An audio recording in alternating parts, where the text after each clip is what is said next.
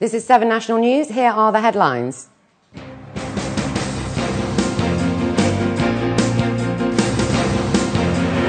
HR Memorandum of Understanding signed between UAE and Morocco.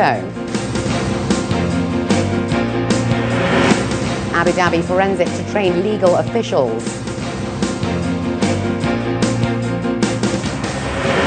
And ADNOC and Occidental Petroleum join for development of Shah gas field.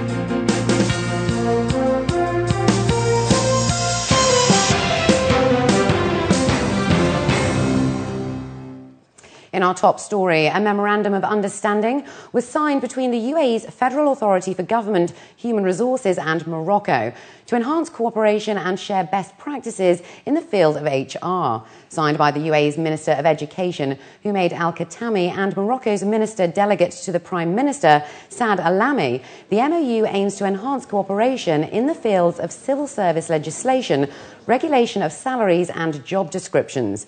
The agreement also covers institutional culture, professional conduct and regulation of pensions, social security and insurance. The MOU was signed during the inauguration of the first International Human Resources Conference and Exhibition held under the patronage of His Highness Sheikh Mohammed bin Rashid Al Maktoum, Vice President and Prime Minister of the UAE and ruler of Dubai. It's been reported that the Abu Dhabi Forensic Section will begin to train judges to help them better understand technical evidence in the courtroom. Discussions on further educating legal officials came off the back of the CSI conference held by the Abu Dhabi Police and the Forensic Science Society. According to Lieutenant Colonel Nawal Al-Kathiri, judges need to be aware of the new and updated procedures that have been introduced, as well as the expanded laboratories and services. The Abu Dhabi Forensic Lab is also aiming to go international by 2030 in order to provide services to other countries if needs be. Analysts at Bloomberg New Energy Finance say the Middle East should invest more in solar energy rather than oil-fueled power plants. The London-based company has expressed that Gulf nations should focus more on exporting their oil rather than using it to generate discounted electricity. The falling cost of photovoltaic panels made for solar power generation could be used to create solar energy panels. Projections from Standard Chartered expect oil prices to rise $163 in 2030, and that a 1,000 megawatt photovoltaic project built in 2011 will generate a rate of return of 9.4%. Abu Dhabi Oil Company and Occidental Petroleum Corporation have reached an agreement for Occidental to join the development for the Shah gas field in the Emirate of Abu Dhabi. Occidental will have a 40% participating interest, while ADNOC will retain 60% interest in the project and in the operating of Abu Dhabi Gas Development Company.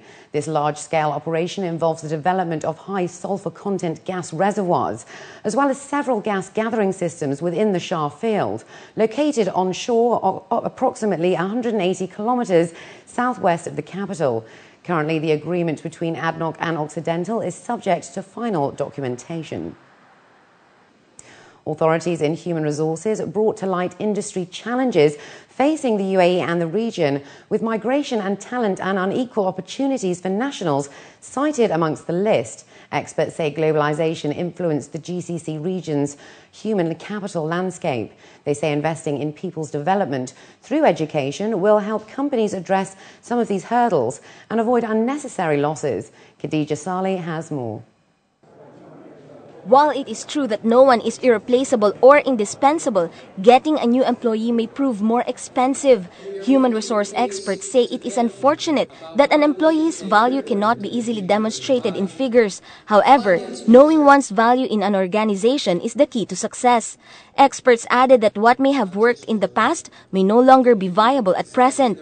Now is the time for the UAE and the GCC to look at its human capital landscape. Everybody knows that if a key employee quits, for example, it really hurts you. But to be able to actually demonstrate it the same way we can demonstrate the return from a financial investment or from a particular piece of equipment, once you can show that, then companies start taking all these things seriously.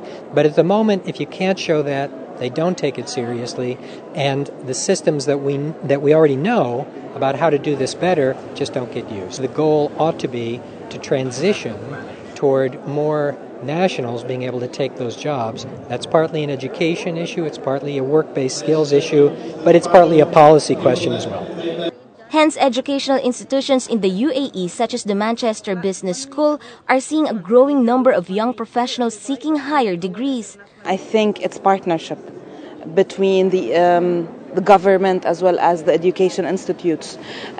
Listen to the issues, the challenges, and try and make sure that the learning outcomes from our programs that we bring in, be it from the UK or any other international providers, reflect the answers that may, on the long term, feed into the visions that such conferences basically agree on.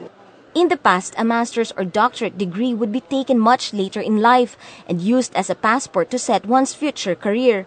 Nowadays, educators say it has become an important tool for professionals to keep up with the fast-paced environment and changing trends. Continuing development through executive education, I think, is the way that people will move forward in being able to maintain their skills and learn new skills and have a new string to their bow and build up a much bigger, stronger toolkit to take them forward into their business career as they move through the organisation, through promotion and things like that.